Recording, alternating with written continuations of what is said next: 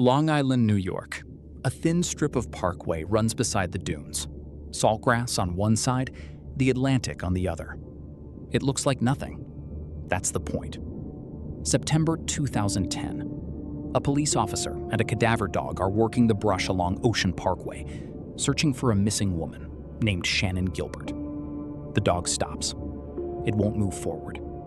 The handler pushes into the reeds and finds something wrapped in burlap. It's been there a while.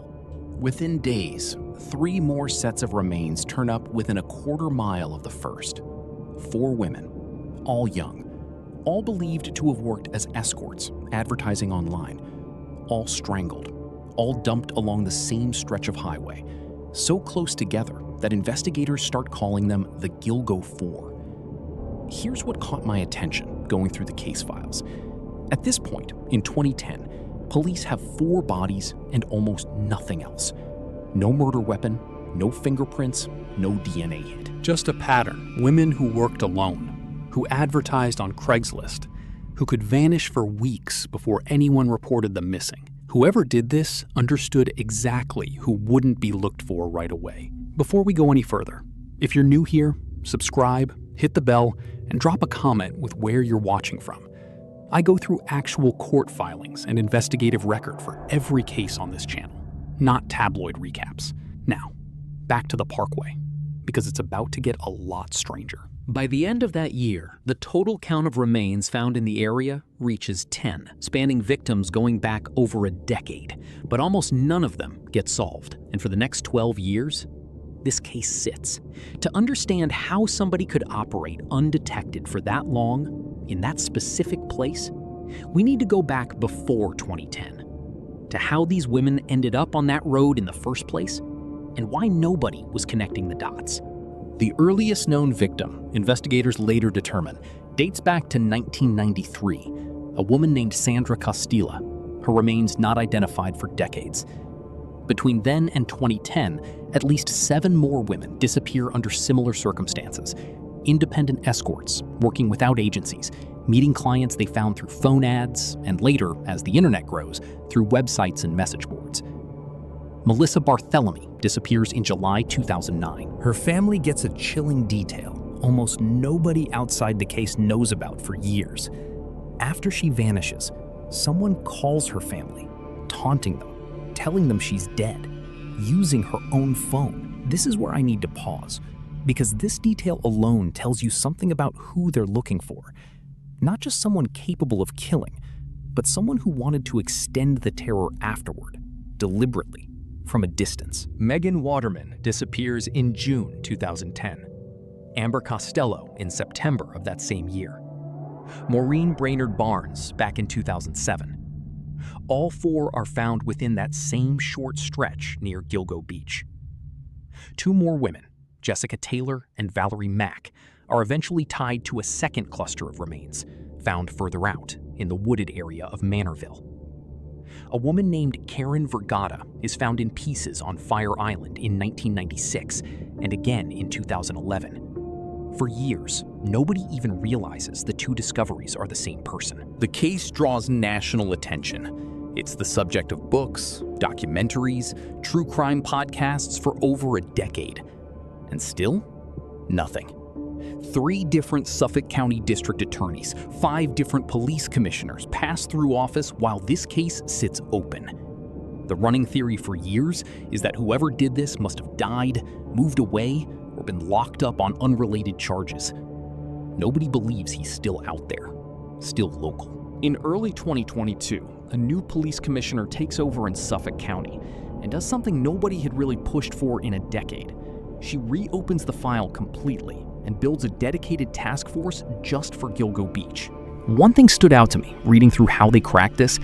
They didn't find new physical evidence right away. They went back and reread the old witness statements. Sitting in the file for over 10 years was an interview with a roommate of one of the victims, describing a client the victim called ogre-like, a heavy-set man who drove a distinctive first-generation Chevrolet Avalanche pickup and who called her constantly, obsessively. Separately, cell tower data from calls made to 4 of the victims before they disappeared all narrowed down to the same several block radius, a town called Massapequa Park. Put those two things together, the truck and the location, and detectives run a vehicle registration search. One name comes back, Rex Heuermann, a 59-year-old architect.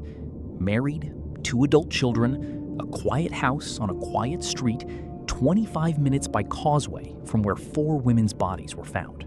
Now they have a name, but they don't have proof, so they start watching him. On January 26, 2023, a surveillance team follows Heuermann to a trash can outside his Manhattan office and recovers a pizza box he'd thrown away. It's sent to the crime lab.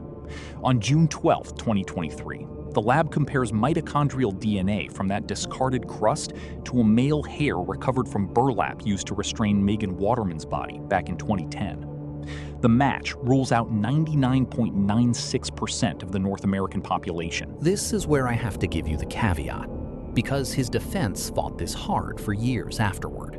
Pulling DNA from someone's trash and matching it using genetic genealogy techniques was, at the time, untested in a New York courtroom. It wasn't until September 2025, more than 2 years after his arrest, that a judge formally ruled this kind of evidence was admissible at trial at all. Investigators also dig into burner phones tied to Heuermann, used, according to court filings, more than 500 times over 2 years to contact sex workers, all traced to towers near his Manhattan office and near Massapequa Park. July 13th, 2023. Suffolk County police arrest Rex Heuermann outside his office on 5th Avenue in Manhattan. At the time of arrest, he's carrying a burner phone linked to a fake email account used, prosecutors say, to run disturbing search queries for years. He's initially charged with 3 murders: Costello, Waterman, and Barthélemy. Investigators say they believe he killed Brainerd Barnes too, but they hold off charging that one for now. 12 days later, police wrap a search of his home in Massapequa Park. What they find inside doesn't get fully public until much later.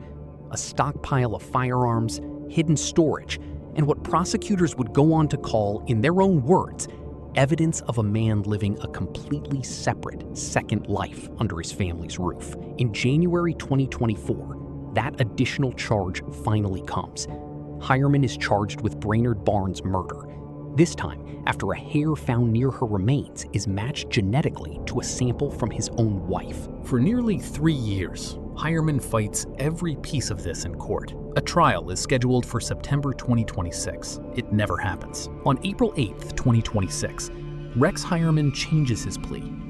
In front of Judge Timothy Mazzei, he pleads guilty to killing 7 women: Barthélemy, Waterman, Costello, Brainerd Barnes, Taylor, Costilla, and Mack. He also admits, separately, without being charged for it, to killing an 8th woman, Karen Vergata. Asked directly whether each woman died the same way, he answers yes. Strangulation every time. Here's what I keep coming back to. He was never charged for Vergata's death. He didn't have to admit it. He chose to, as part of the deal. There's no clean explanation on record for why.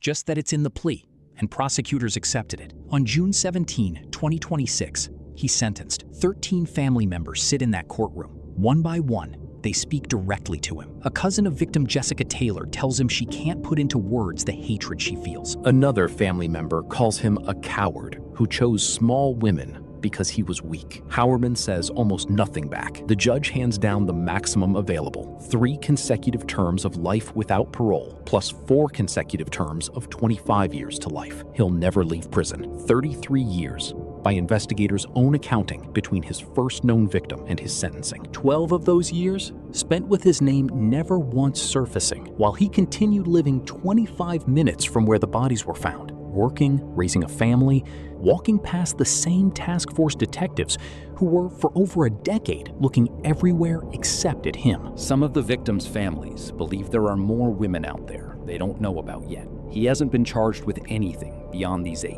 and as of now, he says nothing further. Whether that number is really 8 or higher is one thing this case may never fully answer.